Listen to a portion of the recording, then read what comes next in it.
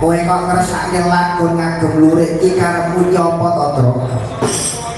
Aku ngemotake kelawan bangsaku ben padha tresna marang hasil produksine dhewe.